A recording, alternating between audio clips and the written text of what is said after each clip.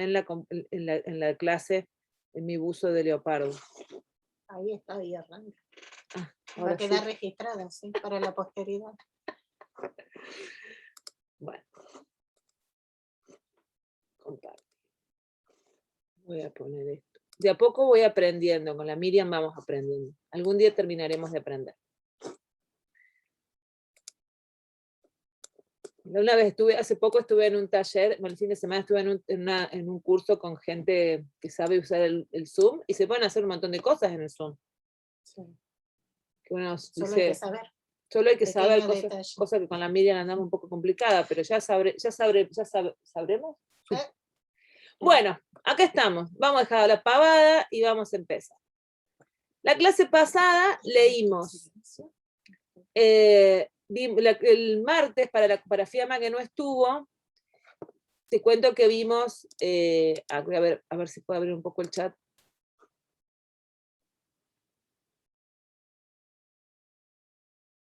Ah, gracias, Zoraide. Vimos paratextos, y los paratextos, ¿alguien se acuerda cuál eran qué eran los paratextos si quiere escribir o hablar y contar?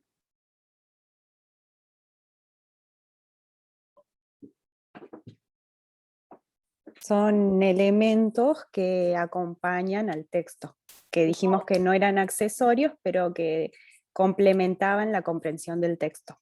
Muy bien, Mariana. Muy bien. Ahora entonces, acá es lo que acompaña el texto, información sobre el texto, muy bien. Ahora vamos a ver. Estos paratextos de este texto, ¿qué información nos están dando? Yo los voy a recorrer lentamente.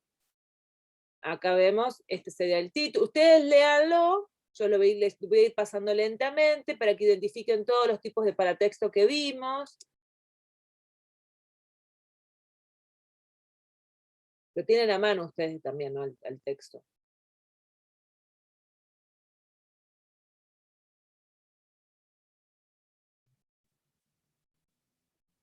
Ahí tendríamos que leer esto, ¿no? Habíamos quedado hasta acá. ¿Qué información? No sé si ustedes están viendo todo, pero ¿qué información estos paratextos les da hasta ahora con respecto al texto? Que hace un frío bárbaro. A ver, mira el chat. Pero a ver, sí. Pero ¿cuál es la información que da? Sí, quién lo escribe, quién lo acompaña, pero ¿qué hipótesis de lectura podemos nosotros establecer en el texto en relación a los paratextos? Y los títulos nos dan la información del tema que va a tratar. Pero digan, ¿qué información es? Hablemos de este texto, ¿qué información? Ah, de este tema. Sí. De literacidad. Bien, ¿y qué más? ¿Qué dice ese título? Habla sobre el uso de la lectura y la escritura. Y la cultura. A ver, una por vez. Primero una y después la otra.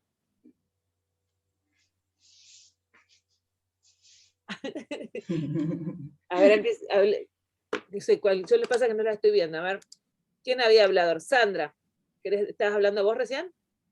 No, yo decía que sobre literacidad y en este caso sobre el uso de la lectura y la escritura. Bien. Ahí lo que nosotros vemos. El acto social. Bien, lo que nosotros... Están llegando 200 mails, la verdad que me molesta mucho. Lo que no voy a ver si puedo cerrar esto, porque cuando uno comparte la pantalla, aparecen todas las cosas y no puedo ver. Acá nosotros podemos ver en este título que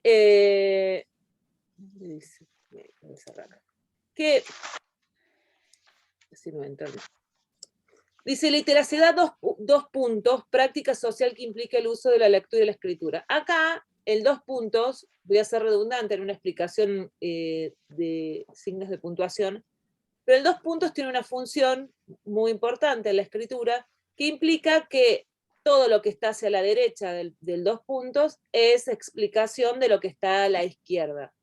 Si yo tengo una palabra, que en este caso es un concepto, literacidad, al haber un dos puntos, nos está diciendo que define o explica, que sería definirse, podría pensarse como una explicación, lo que está a la izquierda, es decir, sería la explicación del concepto literacidad. Nosotros en este subtítulo podemos entender que lo que va a desarrollar es este concepto con su definición. La literacidad podríamos suplantarlo a los dos puntos con la palabra como, es decir, literacidad como práctica social que implica el uso de la lectura y la escritura. Si nosotros lo leemos como definición, podríamos sacar el qué y hacer una reformulación. Pero ahí lo que nos va a decir es que este subtítulo que dice que la literacia es una práctica social que implica el uso de la lectura y la escritura, va a ser desarrollado a lo largo del texto. Entonces, este paratexto, este subtítulo, retomando la definición de lo que nosotros entendemos por paratexto, nos permite ver que, si ustedes recuerdan, voy a cerrar el chat un segundo, chicos, porque si no, no voy a poder mirar toda la pantalla. Si ustedes recuerdan, en la introducción, las dos autoras nos venían diciendo que íbamos a trabajar parte por parte, que iban a hacer un recorrido, que iban a definir literacidad, que iban a hacer una comparación teórica de distintas posturas, que iban a ver lo que se había producido en la escuela de Sydney, en los estudios retóricos y la perspectiva sociocognitiva. De eso se iba a tratar el texto. Bien, este subtítulo es la primera parte de lo que dijeron que se iba a trabajar. Mi pantera negra, ¿qué le pasa? Si no, déjale ahí. Son los perros, chicos, joder. Entonces, lo que este subtítulo nos va a indicar que es la primera parte, va a hablar de lo primero que dice acá, que iba a explicar, que es la literacidad. Entonces, una sugerencia, cuando ustedes estudien o traten estudien para el examen o para un trabajo práctico que hagamos en relación a estos temas, piensen que cuando se le pide definición de paratexto, pueden decir paratexto lo que acompaña el texto y bla, bla, bla. Y si se pone un ejemplo, yo por ejemplo, con la Miriam, los nombres propios no llevan artículo. Si con Miriam le ponemos un texto donde ustedes tengan que identificar los paratextos y explicar su función, deben decir qué información da ese paratexto con respecto al texto. No explicar qué es un paratexto. ¿Se entiende esto lo que estoy diciendo? Es muy importante que me digan sí o no. Sí, profe. ¿Por qué es importante? No, ¿puede repetir, por favor, que no escuché bien? Bueno, Ariel, el tema es este. Hay dos tipos de respuesta en relación al paratexto que yo les hice recién. Una, le pregunté, ¿qué es un paratexto? Ustedes me dieron la definición. Y después les pregunté, ¿qué función tiene este paratexto en el texto? Y ustedes me volvieron a decir, el paratexto es lo que acompaña el texto, el título. Entonces me explicaban, pero no me decían la función que ese paratexto tiene en este texto. Esto es un tema muy importante, porque generalmente en los exámenes les cuesta, nosotros advertimos que les cuesta ejemplificar, que les cuesta ejemplificar un concepto. Lo que hacen cuando le pedimos ejemplifique es vuelven a explicar el concepto y no un ejemplo. Entonces, cuando yo les pedí acá que me digan qué función tiene el paratexto, tienen que hacer este ejemplo. Tienen que hacer lo que yo les acabo de decir ahora. El subtítulo nos brinda información sobre tal y tal cosa como Sandra hizo recién. ¿Se entiende eso? Ahora, Ariel, ¿me cachai? Bien. Algo que parece tan simple como ejemplificar es uno de los ejercicios que más les cuesta a casi todos. ¿Por qué cuesta dar ejemplos?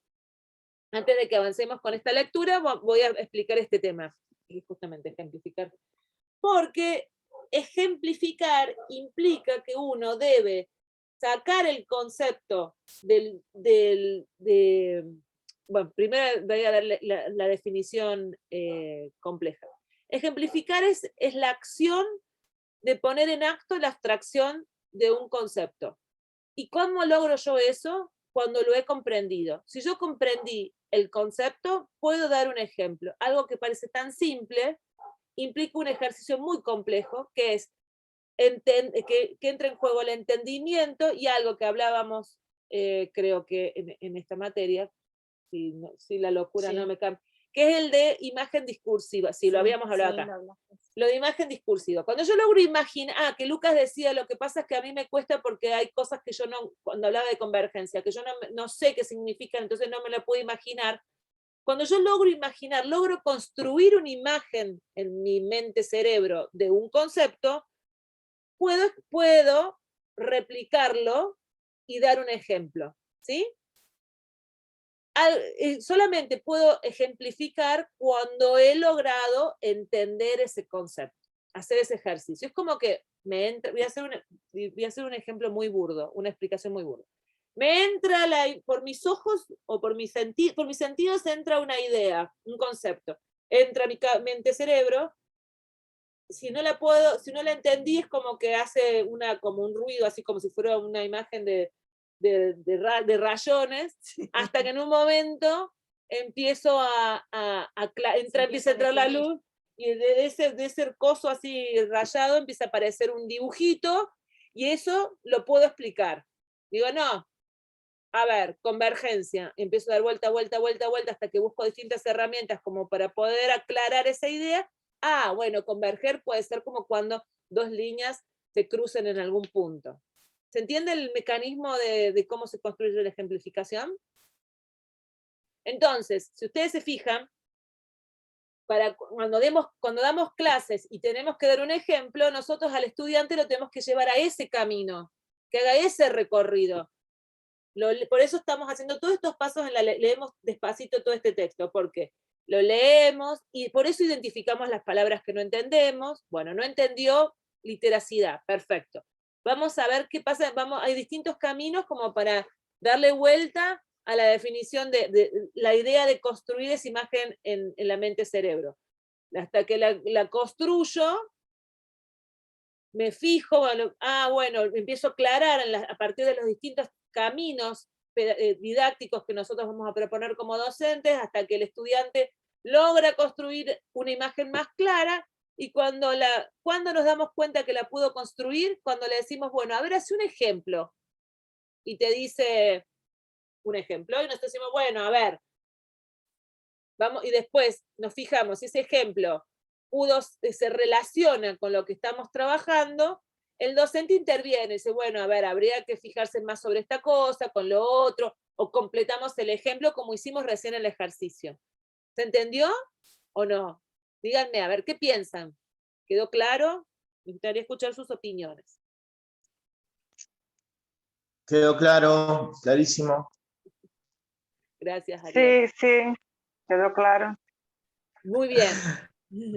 Es un tema que a mí me gusta mucho. A mí me gusta mucho personalmente este tema de esta dimensión de la enseñanza, y que es una estrategia del constructivismo, que ha aplicado mucho la corriente de Emilia Ferreiro en los procesos de aprendizaje de la lengua. Si nosotros, fíjense todo lo que podemos hacer como docentes en este circuito, en este proceso de enseñar, para construir la ejemplificación. Podemos tomar un tema, y para cada momento podemos hacer un montón de actividades. Ahí la veo a Sandra, que ella ya es maestra, que lamentablemente en la escuela el proceso es, bueno, o Ariel, que trabaja en la escuela también, es al revés. En la escuela nos piden actividades sobre el diseño curricular, pero no se detienen en el desarrollo de la estrategia didáctica para ver cómo se trabaja ese contenido. Si no te dicen, bueno, a ver, ¿qué nos toca ver? ¿Qué sé yo? Suma y resta, o no sé, en lengua que tendrían que trabajar, qué sé yo.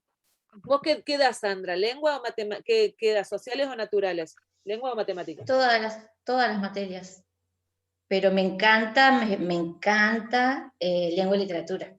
Me especializo en eso, o sea, todas mis capacitaciones lengua y literatura porque me encanta.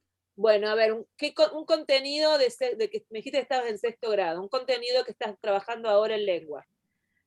No, ahora en realidad estoy en 6º, pero no estoy trabajando, estoy con tareas adecuadas. Bueno.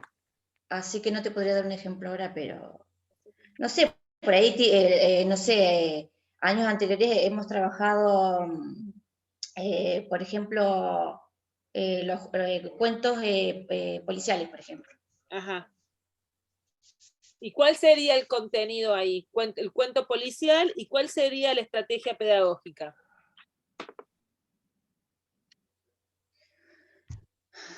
¿Para la enseñanza? No te quiero tomar examen, solamente para ejemplificar esto que estoy diciendo Sí. ahora, que es, ¿cuál es el problema que pasa generalmente en el sistema? Bueno, Ariel capaz que también puede contar su experiencia con la escuela especial, que si bien es distinta a la primaria, también es un área laboral de ustedes como profesores de ciencia. ¿Cuál es el tema general? Claro, estamos hablando de las formas de enseñarlo, digamos, de darlo. ¿Qué es lo que se va a dedicar el profesor de ciencias de la educación? El profesor de ciencia, que es un pedagogo, piensa sobre las estrategias de enseñanza. Claro. El contenido, Y yo busco, claro. Entonces, justamente por eso yo les dije al principio de este taller que íbamos a ver la doble cara. Por un lado, estrategias que le permitan a ustedes estudiar, y por el otro lado, estrategias que le permitan a ustedes intervenir sobre la enseñanza de la lengua. ¿Qué quiero decir con esto? Que muchas veces, no muchas veces, casi todas las veces, lo administrativo, digo lo administrativo como el director, en el caso de los directivos, los supervisores, lo que les piden a ustedes es que diseñen actividades. Diga, ay, tráeme el proyecto. Me estoy recordando una de las cosas que a veces Ariel nos comentaba sobre la escuela, que les piden que hagan una planificación anual o que hagan un montón de cosas con chicos que todavía no ven. Y voy a decir, pero ¿cómo hago esto? Porque lo que prima allí es la intervención institucional y administrativa que va en detrimento de las acciones pedagógicas.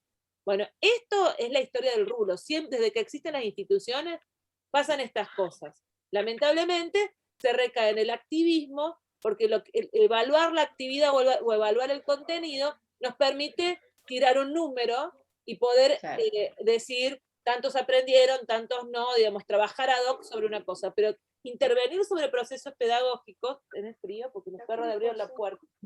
No, mis perros son de puertas abiertas, son perros gitanos. Ellos quieren que todo esté abierto. Por ejemplo, por ejemplo, si estás dando ahí el tipo de texto narrativo, bueno, me toca, por ejemplo, el cuento policial. Y ahí cuando lo enseño, digamos, las estrategias, bueno, yo trato de utilizar todo lo que puedo para llegar a los chicos, desde, no sé, lo que es tecnológico. Trato de que también trabajen con libros, o sea, con libros completos, tratar de leer pequeños libros. Y después te caigo en las ejemplificaciones, porque, por ejemplo, vos le das el concepto, pero igual les cuesta entender. O cuando tenés que sacar los elementos del tipo de cuento. Así Bien. que me pasa eso Sí. y les doy ejemplos, por ejemplo, empiezo a dar yo los ejemplos. Por ahí no les pido ejemplos, siempre doy el ejemplo yo y después les pido. Entonces les doy ejemplos de la vida cotidiana o de series que ellos ven o películas, entonces ahí volvemos al concepto que yo quiero trabajar. Perfecto, ahí, gracias Sandra. Hay muchas cosas que nosotros podemos, tomando el ejemplo de Sandra, sería aprender la estructura de los cuentos policiales haciendo que los chicos escriban. Sí, puede ser, pero fíjense, muy bien, Carol, lo que nosotros podemos trabajar es, en este caso, todo lo que derivó el tema de trabajar la aplicación de un ejemplo, cómo se trabaja, cómo se aborda la enseñanza de la ejemplificación. ¿Y por qué existe la ejemplificación? ¿Y por qué autores como Bourdieu están en contra de los ejemplos? Estaban, porque se murió. ¿Por qué el ejemplo es bueno y por qué el ejemplo es malo? Digamos? El ejemplo forma parte de un ciclo de aprendizaje. Cuando yo logro ejemplificar, cuando he logrado comprender, y voy ajustando el ejemplo en la medida que voy chequeando la conceptualización. Esto que yo les estoy explicando ahora, que es una derivación de lo que vamos a trabajar ahora, de lo que vamos a hacer ahora con la lectura, forma también parte del proceso de lectura de textos complejos, pero además también forma parte de las estrategias de aprendizaje. ¿Por qué en educación hablamos de estrategias de educación y no de técnicas? Porque las técnicas son, desde un punto de vista sistémico y conductista, la técnica es la aplicación, es la utilización de una herramienta que está disociada de la persona. Es como que, bueno, yo me aprendí determinadas técnicas y eso me conduciría al éxito del aprendizaje. En cambio, pensar desde el posicionamiento de las estrategias nos permite brindar elementos para que el estudiante pueda posicionarse en determinados lugares para resolver el problema que le presenta determinado texto o determinada situación. Es por eso que dentro de la visión de la estrategia, la corriente pedagógica que se inscribiría allí es el constructivismo. O sea, constructivismo en el sentido de construir procesos de aprendizaje de acuerdo a una instancia específica. No todas son las mismas para todos los sujetos de aprendizaje. Por eso esto que yo les estoy haciendo ahora, de ver el análisis de este paratexto, es recuperar distintas herramientas que tienen que ver con la ortografía, que tienen que ver con la gramática, que tienen que ver con los distintos niveles de análisis de la lengua, para poder ver qué información nos da para llegar al texto, ¿sí? Las lecturas colaborativas requieren que el que la coordine no solamente lo haya leído el texto, sino que tenga todos estos elementos que provienen de la lengua. Si no, el análisis es superficial. Tengo los lentes lentos. Necesitamos, los lentes lentos no, los lentes son en el caso de la lenta soy yo. Necesitamos conocer todos los elementos semánticos, morfológicos, ortográficos que presenta, gramaticales que presenta el texto para poder coordinar una lectura de este tipo. Porque van a ver que no están ahí porque sí, sino porque están por alguna razón. Por eso, cuando parecen que me estoy yendo de tema, en realidad lo que está pasando es que estoy estableciendo distintos niveles de comprensión, que se llaman niveles de análisis de la lengua, que si es posible verlo en este taller, lo vamos a ver, si no, lo vamos a ver en otro momento, seguramente en alguno de los seminarios y ateneos que vamos a dar. Bueno, voy a minimizar un poco esta cámara y voy a correr esto acá, si empiezo con la lectura. Pero, perdón, ¿alguien quiere decir algo en relación a esto? No, bueno. Si no me escriben acá el chat, lo corrí del lugar como para poder verlo. Bueno, voy a leer y vamos a ir recuperando. Literacidad, 2 puntos, práctica social que implica el uso de la lectura y la escritura. El término literacidad se deriva del inglés literacy, que en español ha sido traducido de diversas maneras. Alfabetización o cultura escrita, Emilia Ferreiro, literacia o literacidad, usado en América calcando literacy inglés, y escrituralidad, propuesto como alternativa a la oralidad, de Casani. Los términos que se prefieren... ¿No? Perdón. Los términos que se prefieren en la literatura especializada en español son alfabetización y literacidad. En este momento se concibe que ambos tienen cabida en el mismo enfoque teórico. No obstante, se asocian con significados distintos. Ahí, ¿qué les parece a ustedes que se puede destacar de este párrafo?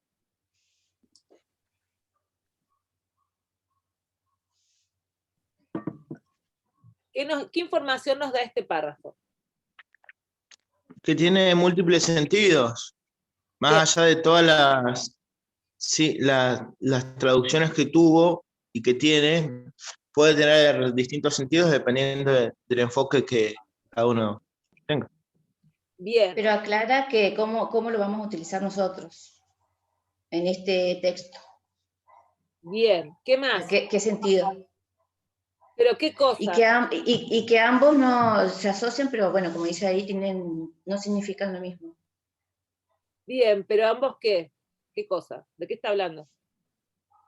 De literacidad y alfabetización. Bien. Voy a insistir siempre en esto. Porque hace una diferencia... perdón. No, sí, dale, Sandra. No, digo que hace una diferencia después entre literacidad disciplinar y alfabetización disciplinar, por eso. Sí, pero ahí no estamos adelantando. Vamos a detenernos en este párrafo. Sí. Porque fíjense que este párrafo dice 3 cosas. Por un lado dice que hay 2 conceptos, alfabetización, y en realidad 3. Pero dos de esos tres conceptos los ubican detrás de dos autores, que son nada más y nada menos que Emilia Ferreiro y Daniel Cassani. Alfabetización o cultura escrita lo asocia a Emilia Ferreiro y Daniel Cassani con escrituralidad o literacidad, que son ustedes, como pueden ver, son dos autores que no sé si ya los han visto, los que estén cursando esta materia, pero ya hayan cursado en otras materias de la carrera.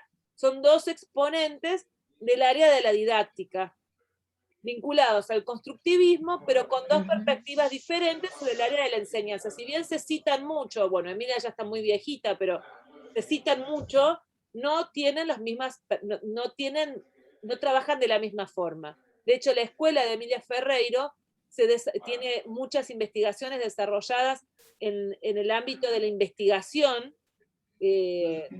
y Daniel Cassani, si bien investiga de otra forma, recuperando los componentes culturales. Tenemos, disculpen un cachito que si no me desconcentro mucho.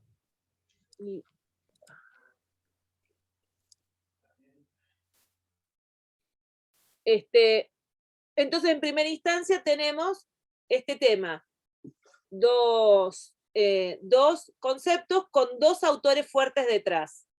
Pero además agrega algo más y dice que los términos se prefieren en la literatura especializada en el español. Dice, bueno, si bien hay dos corrientes, los términos aceptados son alfabetización y literacidad.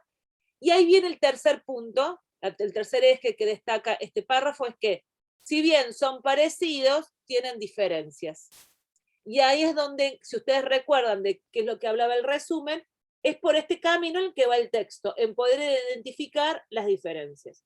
Entonces ya acá nosotros, fíjense, fuimos desde lo general y dijimos, bueno, está hablando de dos conceptos que son parecidos. Empezamos a profundizar el análisis y identificamos de que en realidad tienen diferencias, ¿sí? Había una capita más como para poder ver. Ahora vamos al siguiente párrafo.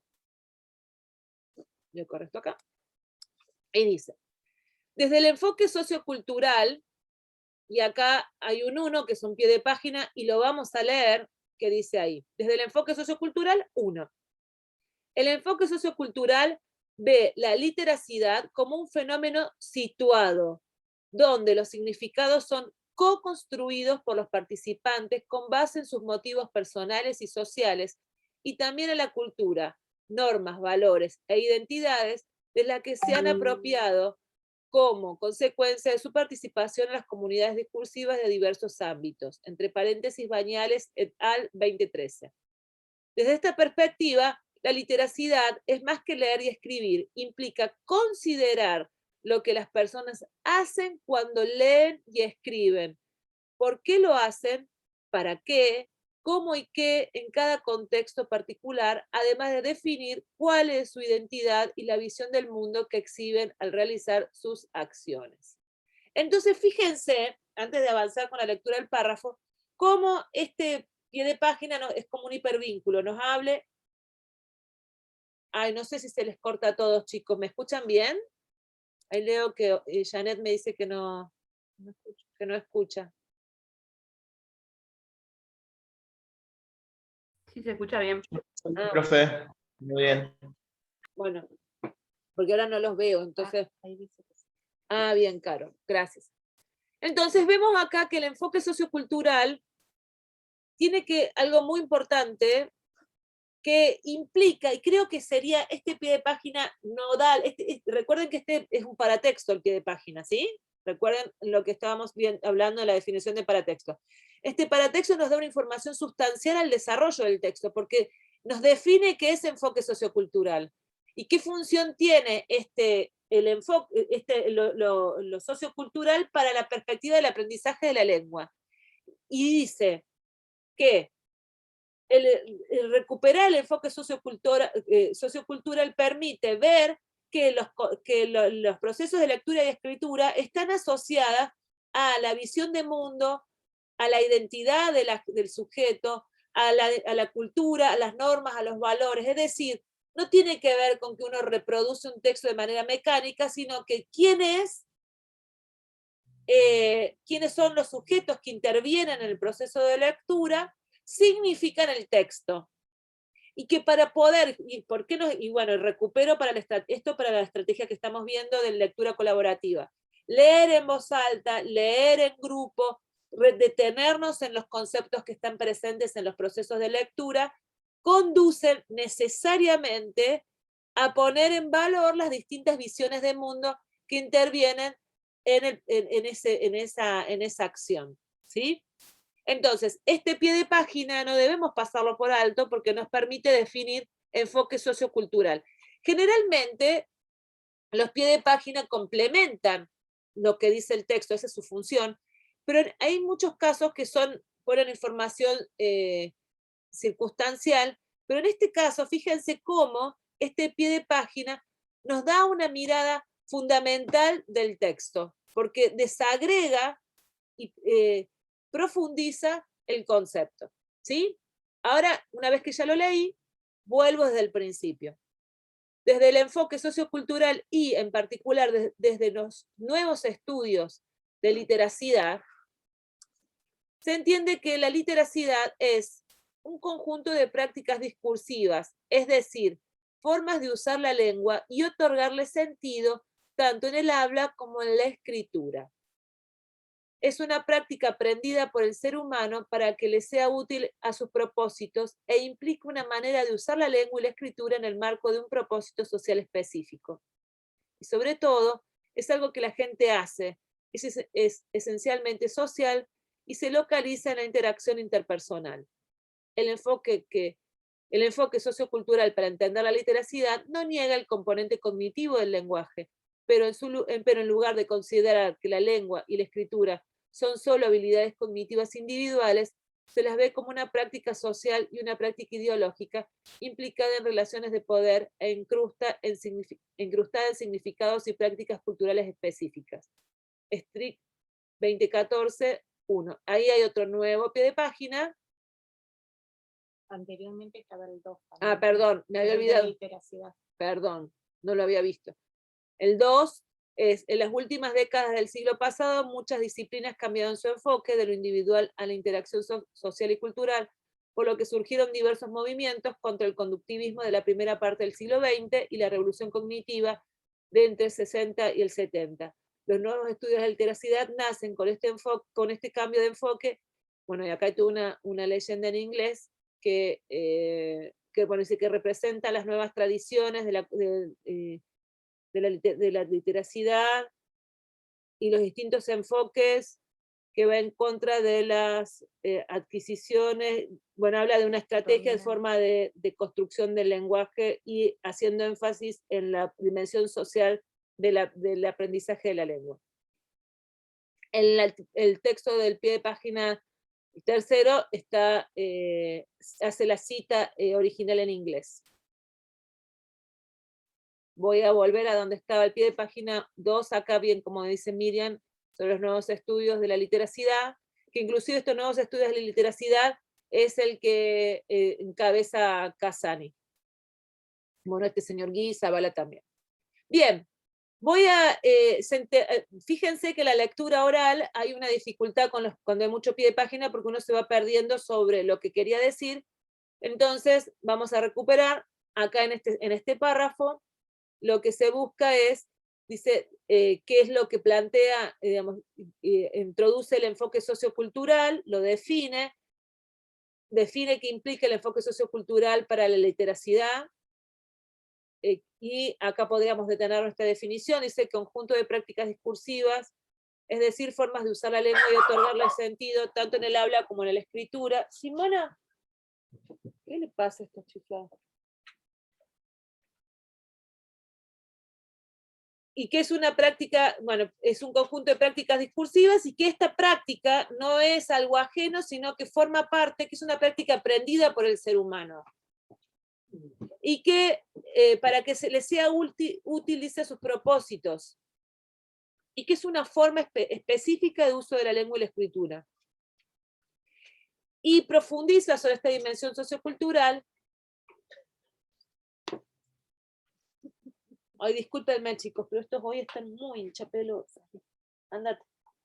Mira que voy a ejercer violencia canina y patitas de vida me va a retar. ¡Córtala! Ah, hacete el bueno nomás. Y sobre lo último, entonces el enfoque sociocultural para entender la electricidad no niega el componente cognitivo, ese es otro elemento importante para destacar, porque quiere decir que si bien hay una dimensión social del uso de la lengua, eso no implica que uno debe aprender. Durante mucho tiempo, cuando hubo un desarrollo muy grande de la enseñanza, desde el constructivismo para la enseñanza de la lengua, se consideraba que todo tenía que ver con lo sociocultural, entonces el chico iba aprendiendo. Y se dejó de lado la enseñanza de las estrategias específicas vinculadas a, digamos, las estrategias cognitivas del aprendizaje en virtud de ciertas reglas que tiene la lengua. Entonces, no sé si ustedes recuerdan, pero fue, quizás los más jovencitos no, pero hubo un debate muy grande en relación a si había que enseñar las reglas ortográficas o no. Si había que enseñar las superestructuras o no. Y me acuerdo que se pasó. A ver. Eso que tiene comida y todo, es insufrible. Si alguien tiene una novia para el Zeus, ¿es una cuestión de novia? Están todas empoderadas, dice Zeus, por eso él no tiene novia. Bueno, ya está.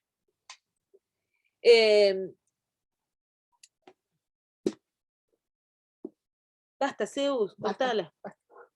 Entonces, en ese debate si se enseñaban las reglas ortográficas o no, lo que sucedió fue que al no trabajar sobre la superestructura o sobre las reglas de la lengua, hubo bastantes dificultades de que después de reponer un tipo la construcción de un código específico dentro de la lengua, porque no había una base que permitiera al estudiante o al sujeto poder identificar los distintos códigos. Un ejemplo de ello, digamos, se pasó de una visión estructuralista de enseñanza de la lengua, que era copiar la letra.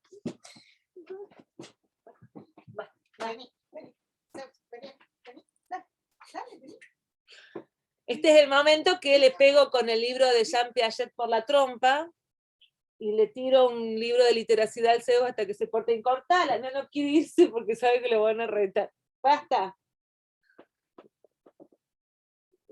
¿Le ven la clora para la cara? Dale, Zeus, andate.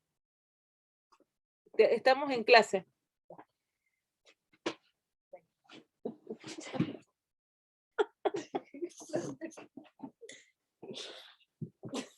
No le vamos a hablar más por la...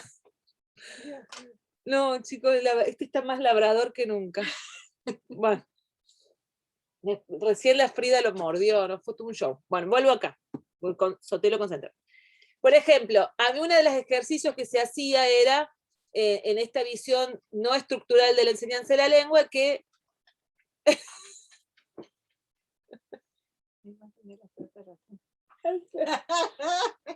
Ahí se fue. No, es tremendo el ser. Por ejemplo, bueno, ¿cómo aprender a enseñarles a escribir payaso? ¿Cómo enseñarles a escribir? Entonces una de las estrategias era, si el chico, la profesora se pone a hablar, y si la profesora dice, por ejemplo, en el circo había payasos, y dicen, ay, conocen payaso, y bueno, se le enseña la P, se les va enseñando las letras en relación a lo que el chico va diciendo. Esa estrategia muy desestructurada no tuvo acompañamiento dentro del sistema educativo y se fue perdiendo. Y trajo varios problemas porque si no hay un acompañamiento institucional sobre ese proceso de enseñanza, el estudiante no tiene sistematicidad. ¿Qué pasó? Después dije, no, eso es un desastre, entonces hay que volver a lo anterior. Y entonces había chicos que habían aprendido de una forma y después tuvieron que pasar a la otra y después llegaron a la universidad y no sabían escribir. Entonces, lo que propone este nuevo enfoque de la literacidad es que sí hay que trabajar con la construcción de las reglas que trae cada lengua para que pueda moverse dentro de ese escenario y armar y desarmar, digamos. No ser ni rígido, ni estructuralista desde el punto de vista de la rigidez, ni cortala ya. Me mordiste fuerte. Cortala. Perdón. Se están riendo todos de vos acá, porque te portás mal. Vergüenza te tendría que dar. Sí, no sé, se ríen ustedes, pero... Bien. Hoy les hice una clase para la vergüenza. Entonces, estoy tratando de retomar una idea por culpa del Zeus que me está haciendo desconcentrar. Ahora Pobrecito, profe, no lo rete. sí, yo te lo voy a mandar. Mira, ahora llora, pues es la víctima. Está de oferta. Si alguien lo quiere. No, todos te van a devolver, nadie te quiere porque sos insufrible. Pobrecito. Sí, me meó los libros el otro día, eso ya es imperdonable. Bueno. Entonces, lo que agregaría la literacidad, el enfoque de la literacidad, es que estas reglas se nutran de sentido al recuperar la dimensión cultural de las prácticas de aprendizaje de los sujetos que varían de acuerdo a determinada comunidad. Voy a dar un ejemplo que nada que ver tiene con la escuela, pero que sí tiene que ver con una práctica de aprendizaje de una determinada cultura, que es, por ejemplo, la celebración, las misas de la comunidad afro, el gospel o el gospel, de acuerdo a como uno lo pronuncie. Si ustedes se fijan, estas misas que son una mixtura entre la misa católica y la del culto que tiene, la forma de expresar su fe que tiene la comunidad afroamericana, se bailan, tienen colores vistosos y la palabra se lee, no se lee, sino que se canta. Bueno, en esa instancia mediada a partir de la música y la danza, se enseña la palabra de Dios. Ahí nosotros vemos que hay un proceso de literacidad donde se aprende el trabajo, un determinado código, a partir de otras prácticas de aprendizaje. Interviene la danza, interviene la música, intervienen los colores. Y fíjense, ustedes se fijan que si han visto alguna vez alguna misa de gospel, van a ver cómo se mueven y cómo el pastor o el sacerdote baila y lo ejemplifican con el cuerpo, ¿no? Claro. Entonces,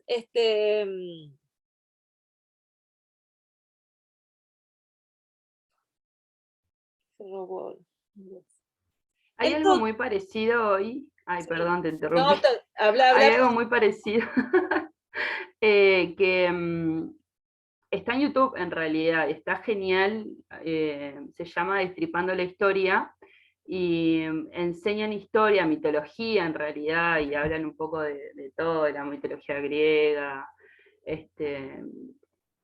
Y bueno, en eso en realidad hacen toda como la historia de cada uno de los personajes de la mitología, de distintas mitologías, lo hacen en dibujito y lo hacen con canciones y canciones medio heavy metal, nada, son geniales. Y me parece espectacular porque, por ejemplo, mi nene, uno de mis nenes, en realidad los tres lo ven, y él después busca cosas en YouTube o busca cosas en internet para asociarlo y ya tiene como, conoce más de historia que yo. Con eso te digo todo. Bueno, ese es un camino, Dani, ese es un camino que nos propone la literacidad, que recupera el componente cultural en el proceso de aprendizaje de la lengua. Pero además, lo que nos va a decir la literacidad es que dentro de un texto hay muchas voces y que esas voces varían de acuerdo al contexto en el cual se está hablando. Entonces vos vas a tener que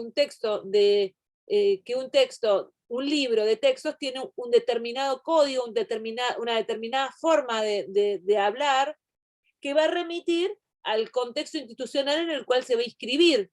Entonces, si son textos escolares o textos para ser trabajados en la escuela, ya sea escritos o audiovisuales, la forma en la que se va a proponer la construcción de ese código va a remitir a lo académico, en alguna medida.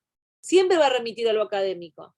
En cambio, hay otros tipos de textos que tienen como público el niño que no remiten a lo académico. General, aunque Bombini me mataría, pero si lo digo en estos términos, pero todos los textos audiovisuales o escritos que tienen como principal enunciatario a la niñez, tienen una perspectiva pedagógica, porque siempre están educando sobre algo, siempre están bajando una mirada sobre algo. o sobre la naturaleza, o sobre la historia, sobre la construcción de la vida cotidiana, sobre las relaciones con los otros. En cambio, cuando ya se va despegando de la niñez o de la infancia y va llegando a otra edad, ya los enunciatarios, ya la perspectiva deja de ser pedagógica para ser de reflexión crítica o análisis crítico de lo social. Fíjense que es muy complicado porque una de las grandes críticas que se le hacen a las series de Disney es que hablan en neutro. ¿Y por qué hablan en un neutro medio raro? Porque es un neutro mexicano, o sea, hablan de pastel y todas esas cosas. ¿Por qué hablan en neutro? Porque lo que se busca es que los niños no se identifiquen con las variaciones dialectales de una comunidad específica. Pero es un neutro engañoso porque el neutro que hablan involucra palabras, esto como por ejemplo el pastel, que nosotros pastel le decimos torta y ellos torta le dicen al sándwich de jamón y queso, y bueno, se nos empieza a generar una complicación sobre las variaciones sobre los lectos regionales. Entonces, la perspectiva de la literacidad que involucra la construcción de lo cognitivo en cuanto a las normas de la lengua e involucra lo cultural, permite ver otra cosa que nosotros vamos a ver la clase que viene, cuando veamos el texto de Bourdieu de Mercado Lingüístico, que involucrar lo cultural involucra también lo que tiene las relaciones de poder en los procesos de enunciación. No todos estamos en la misma, va a decir Bourdieu, no todos estamos en igualdad de condiciones ante el proceso de recepción de un discurso, todos tenemos un distinto capital cultural, todos tenemos un distinto capital lingüístico, y además todos ocupamos distintos lugares entre los procesos de enunciación. Y que identificar esos distintos posicionamientos en los procesos de enunciación nos implica ver quién dice qué, en qué determinado lugar, y qué lugar me ocupe a mí en ese proceso de enunciación. La literacidad permite eso. Y por eso acá cuando dice, en una parte, dice, tomando en cuenta estas consideraciones, podemos precisar que la noción de literacidad remite básicamente a la participación activa de los individuos en la cultura de lo escrito.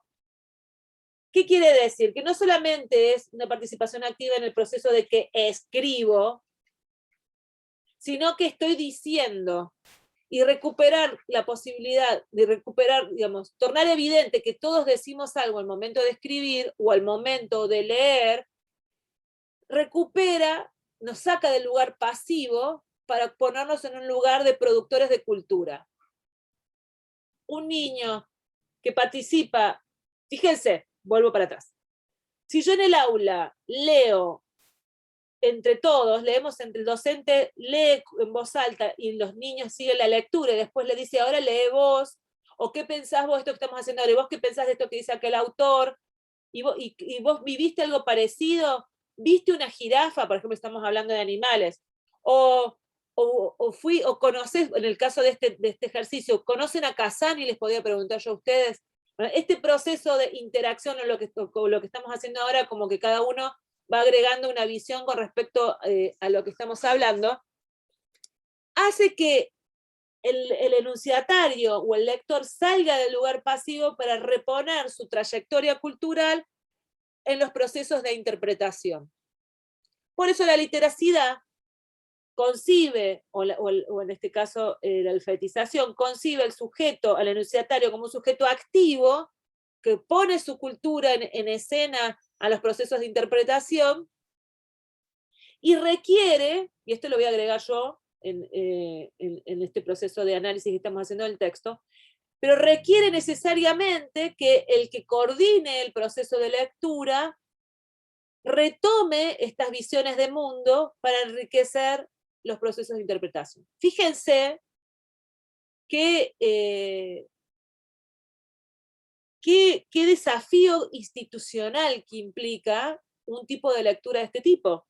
¿Y qué posición debe tomar el docente y en este caso el coordinador de lectura ante esto? Porque nos puede aparecer en cualquier cosa en el aula. Y mientras más van creciendo, bueno, yo sé que los maestros en primaria están acostumbrados a que el chico le cuente todo y se van enterando de todo lo que pasa. Yo lo escucho a Maxi acá en las clases y le cuentan de todo, y yo le pregunto si le bueno, vos, Sandra, te reís porque te debe pasar. Los chicos la ven a la señora y dicen, ¡señor! Resulta que mi papá, y desembuchan todo, o no, y me dicen que se enteran de todo lo que cuentan. Me ha Todo. pasado que me hablaban hasta desde los padres cuando están desnudos, de contarme sus partes, así en la clase, hasta los padres que vendían droga. Bueno, Todo. y claro, y ahí ¿y vos qué haces ahí cuando cuentan de todo? Uy, bueno, ahí está un tema, pues yo trato de llevar la conversación o sea, te pone en un conflicto en realidad ahí, porque no sabes cómo, encima me ha pasado, cuando me pasó esto de que sus papás vendían droga, yo recién empezaba, me acuerdo, y yo decía, ¿cómo manejo esto? Lo manejé, pero no me acuerdo, o sea, me acuerdo que estábamos hablando de los trabajos, los tipos del día del trabajador, y me dice, levanta la mano, ¿de qué trabajaban los papás? Y un nene levanta la mano, me acuerdo, Ricardo, levanta la mano, segundo grado, y me dice, mi papá vende faso, dice. Y claro, yo digo, ellos lo tienen naturalizado en su hogar, ¿viste? Yo decía, ¿cómo hago acá? No me acuerdo cómo dice. Siempre es algo, trato de manejarlo como para que el niño no se sienta mal, pero tampoco que lo naturalice todo el mundo. O sea, ¿viste? Bueno, No sé cómo es. otro tema que me parece que es fantástico. Fíjense cómo los manuales escolares, justamente en este proceso de lectura, bueno, en uno de los seminarios que vamos a dar, tiene que ver justamente literacidad y manuales escolares. Cómo se estandarizan profesiones y les salen el día del trabajador, el papá que va a la oficina, la mamá que no sé qué es maestra, y eso no sucede, más en un país donde dijimos que había hace 12 años, hay 2 generaciones de gente que vive de planes sociales. Entonces, ¿cómo se construye el concepto? Bueno, de la mirada de la literacidad, cuando uno trabaja los procesos en lectura colaborativa y trabaja profesiones, cómo uno construye el concepto de profesión cuando culturalmente vemos que está degradada la visión de profesión, o porque hay una mirada sobre de exitismo, o se denosta la cuestión de la carrera o lo académico porque se considera que es una mirada individual. O sea, cuando uno se recorre los medios y se fija que el mérito es algo negativo, que lo académico es individualista, uno cómo repone ciertas profesiones ante una mirada dominante que denosta ese tipo de función. Entonces, o ensalza la mirada del plan social en detrimento del trabajo. Estas cosas que estamos charlando ahora, esta es la forma que la literacidad aborda los procesos de lectura y de escritura. Recupéralo, como digamos, no podemos enseñar a leer y a escribir fuera de lo social, fuera de donde están inmersos los sujetos que aprenden. Por eso es tan importante tener una lectura constante sobre lo que sucede en la sociedad. Lamentablemente, no sé si vamos a llegar no vamos a terminar este apartado, pero no, sí, a ver si vamos a llegar. Leo este párrafo que queda acá y me voy a tomar un minuto más de su amable atención. Dice, según este enfoque, existe un sinnúmero de literacidades asociadas con situaciones diversas. Algunas pueden ser vernáculas, es decir, que se vinculan con la vida cotidiana y que no están reguladas por las instituciones, Balton y Hamilton. Otras literacidades pueden ser prácticas llamadas oficiales, institucionalizadas o dominantes, las cuales están relacionadas con la vida pública, formal o profesional, por lo que están sujetas a reglas estrictas de diferente índole, como las conversaciones lingüísticas y formato, entre otras. Casani, 2008. A continuación nos centraremos en una práctica institucionalizada particular, la que se relaciona con los ámbitos disciplinares. Y ahí desarrolla literacia disciplinaria y alfabetización disciplinaria. Voy a dejar de compartir para poder seguir cerrar la idea de la clase de hoy. Ay, Sotelo, ¿cómo mierda se hacía esto? Bien, eso es de lo vernáculo. Lo vernáculo, sí. Bien.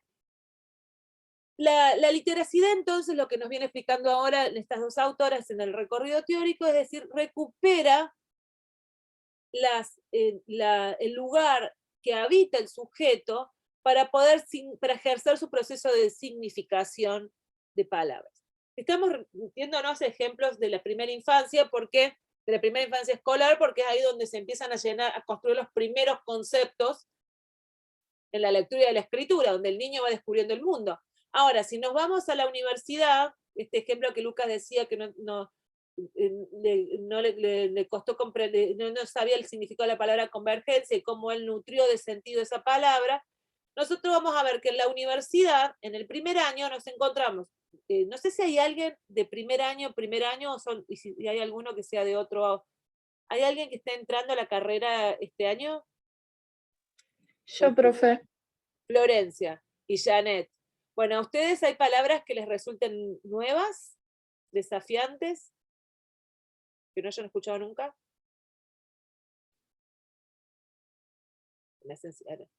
Sí, bueno.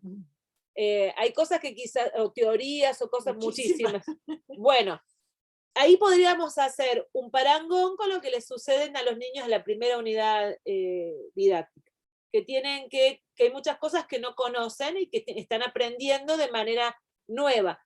Cada paso de sistema de primaria, en la primaria o en los primeros años de la secundaria o en la universidad sucede exactamente lo mismo, solo que en vez de aprender arriba y abajo o las multiplicaciones, aprenden conceptos, categorías de análisis que no tenían incorporadas del sistema anterior. Entonces, desde la perspectiva de la literacidad, lo que nosotros proponemos en los procesos de aprendizaje es que incorporar, digamos, no hacer como que nada pasó en su trayectoria de aprendizaje, sino recuperar lo que ustedes fueron aprendiendo en los trayectos anteriores para resignificar los conceptos aprendidos, así como hizo Lucas con la palabra convergencia, o como podemos pensar en otros conceptos como el de lengua, el de literacidad, el de aprendizaje y el de enseñanza.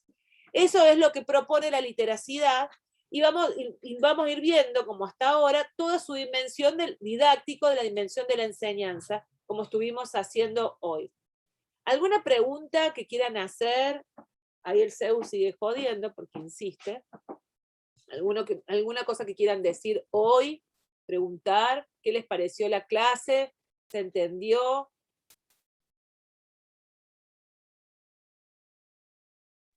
Yo, profesora, acá. Sí, Zoraide. A mí, por ejemplo, yo empecé ya la carrera en 2005 y por motivos que no conviene hablar, yo tuve que parar, ¿no? Y yo anhelaba, para mí esa materia tendría que haber tenido en el primer año, porque hoy yo tengo otra visión de cómo leer un texto. Yo aprobé materias hasta con 10, pero me costó horrores, porque por tema de eso, ¿no? Principalmente a mí, que por ejemplo, yo sé el significado de una palabra, pero cuando yo voy a buscar en el diccionario para tener certeza, a veces tiene otro sentido en español. Entonces, es como yo estuviera aprendiendo de vuelta, às vezes, conforme el texto que yo leo, yo tengo que reaprender la palabra para poder poner. Ahora, una palabra que me apareció que yo nunca había visto durante todo ese tiempo sería la vernácula, que nunca había escuchado la palabra. Y escuché en la clase, otro día usted habló, en una de las primeras clases, y yo fui, ¿qué quiere decir eso, no? Y después ahí ahora aparece en el texto también la palabra vernáculas. Pero hacía falta, fue yo que más reclamé, acho que desde el primer año, ¿por qué nosotros no tenemos introducción al discurso, no? Una cosa así, ¿no? ¿Y por qué no tenía alguien que pueda nos orientar? Lo decía, ¿no? Con los profesores. Pero bien, para mí está esclareciendo un montón de cosas a la materia, me encanta. Y la forma que es llevada también, ¿no? Para que nosotros podamos paso por paso saber y entender y comprender un texto de forma diferente, más llevadera, vamos a decir así, ¿no? Gracias, Zoraide. Bueno, vernáculo es la expresión cotidiana de la lengua. Es como hablamos en la casa. el uso cotidiano de la lengua. Eso es lo vernáculo. Y cuando lo que estamos haciendo ahora es un doble juego con ustedes, un triple juego. Por un lado, ver la enseñanza de la lengua y partir de lo vernáculo. Vieron que yo encima soy re boca sucia, digo cosas así como muchas malas palabras.